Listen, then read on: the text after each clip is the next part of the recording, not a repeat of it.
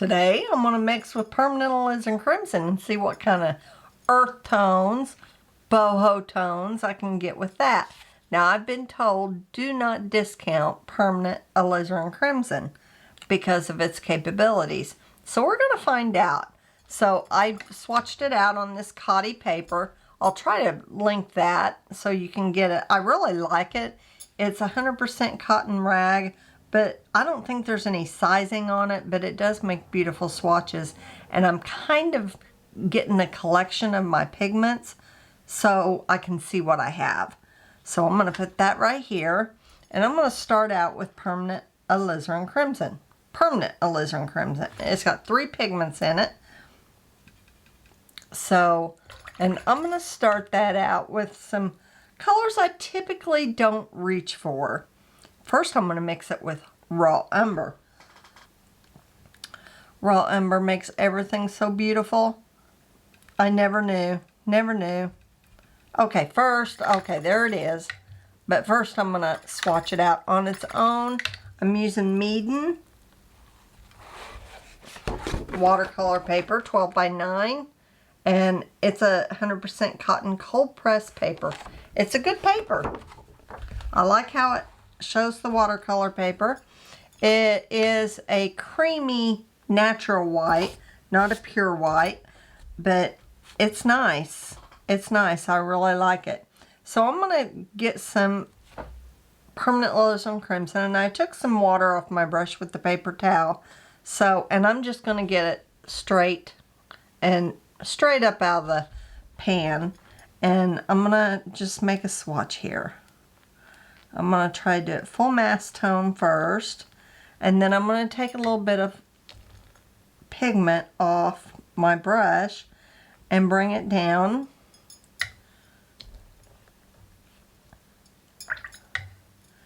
And see how light I can get it to a pinky tone. It gets to a pink. It is a cool red, and it's quite beautiful, And that's what's in this Daniel Smith palette. So now I mixed it with raw umber, as you can see, and I love this mix. It's sort of a, it's sort of a, not a maroon, but like a brick tone. It's gorgeous. Isn't that beautiful? Oh. All right. I'm going to label these as I go so I don't forget. I've done this once and I forgot. Now I'm going to zoom in so you can see them up close. All right. So the next color I'm going to mix it with is French ultramarine. So that's a cool blue or a warm blue with a cool red. And I'm going to bring my palette up here so you can see it. There's the alizarin crimson, permanent alizarin crimson. And I'm going to mix it with French ultramarine. We should get, if our color theory is right, we should get a nice lavender or a nice purple, depending on your ratios. So here is like a nice eggplant color. And I'm going to put this one up here. Let's go this way. That is really pretty.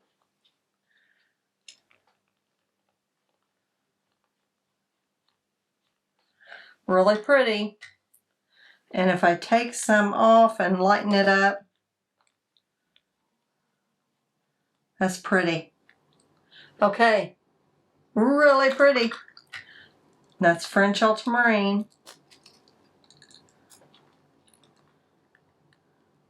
I'm just going to put F-U-M, French ultramarine. Okay.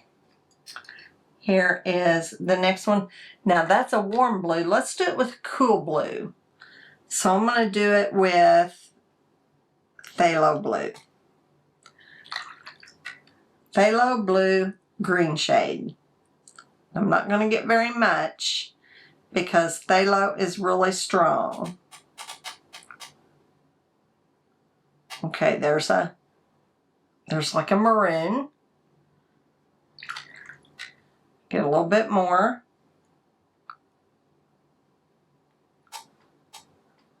Okay. Wonder if that is similar. Let me get a little bit more. Oh, here's like an indigo color. Now I really like this. It's like an indigo violet. Oh, can't complain about that. Oh my goodness. I love that. Yes. Phthalo blue green shade. Okay, so I'm going to PBGS. Gorgeous. Gorgeous. All right. Now let's do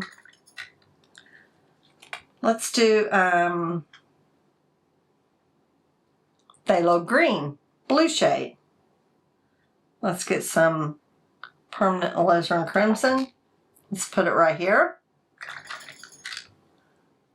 Let's get phthalo blue green shade. Really strong. Oh, that leads us to a really dark. Okay. So that's like a, let's see, where am I going to put this? I want to keep it, let's put it right here. This is like a perylene green. Hue. Hue is the color, like the color. So, if you added a touch of yellow into that, say lemon yellow, you're going to get another beautiful green. Ultimate mixing set. This is the ultimate mixing set. So you can do just about anything with this. All right, so let's get permanent alizarin crimson and let's try to go totally different. Let's see. Let's do it with maybe geothite. I'm going to save geothite for another video because I really want to explore geothite. Here is quinacridone burnt orange.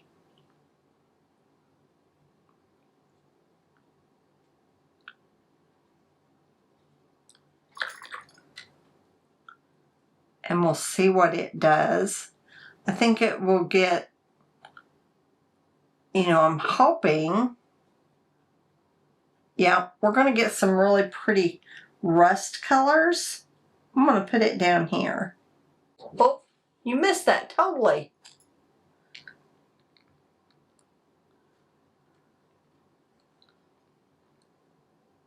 I'm so sorry. Let's do it again. Quinacridone burnt orange and alizarin crimson. Let's see how that goes down.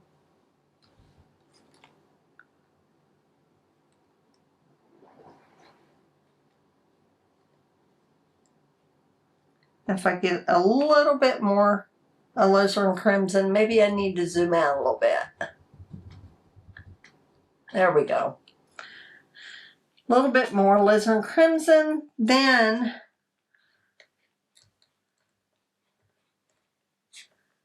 you get this rusty tone. Pretty.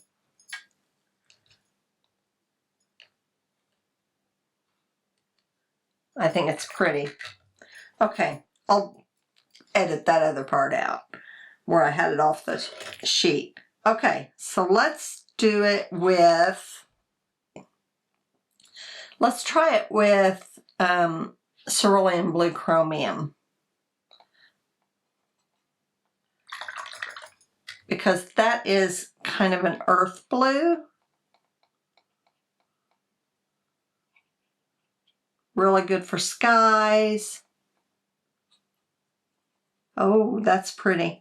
But, you know, I'm noticing that I'm getting very similar colors. Oh, that's pretty.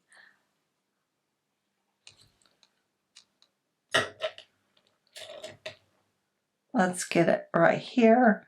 Very similar to French Ultramarine.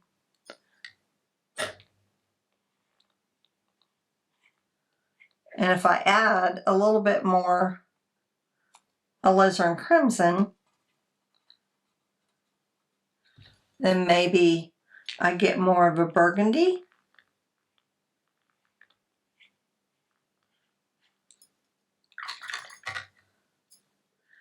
All right, now I do want to get this with like a raw sienna light, and I want to mix it with a green. Okay, so here's raw sienna light, and I want to put that down first. And then I just want to add a little bit of permanent alizarin crimson before it goes, because I think the alizarin crimson will take over. Oh, that's interesting. That kind of reminds me of the geothite color. Let me put a little bit more.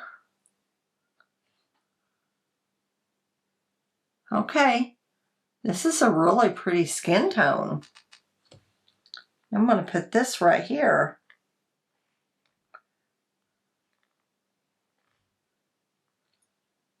Take some pigment off.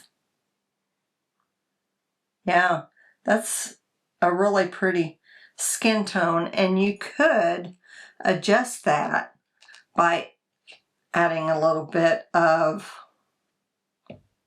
green to it, make it a little darker, because if you add its complement,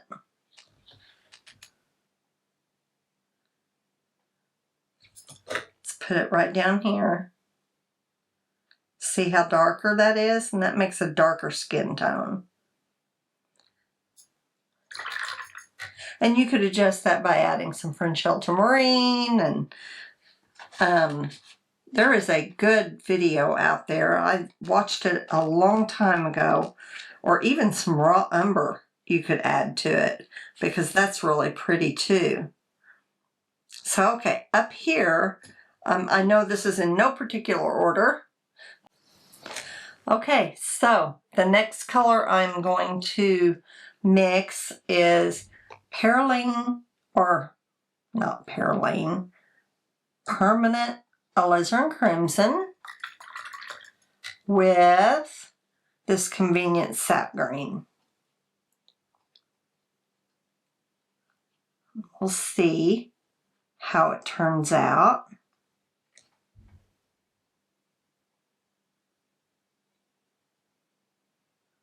Oh, there's a nice rich brown.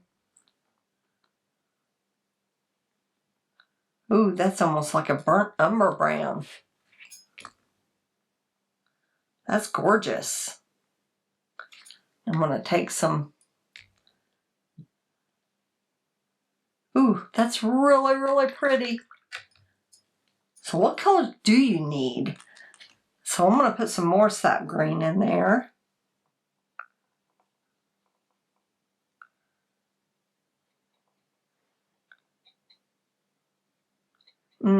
This is a really pretty earth.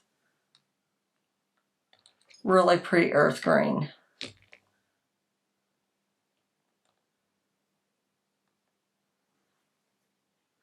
Isn't that a beautiful color palette? All from alizarin crimson and other colors in this palette. So you figure out what colors you like, and then when they get low, like this raw umber's kind of low, then I'll just buy a tube of raw umber. But I have a tube of raw umber, so I'll just fill it like I did this pearline green. So but that permanent alizarin crimson went a long way. So I'm going to wait for these to dry, and I'm going to label them.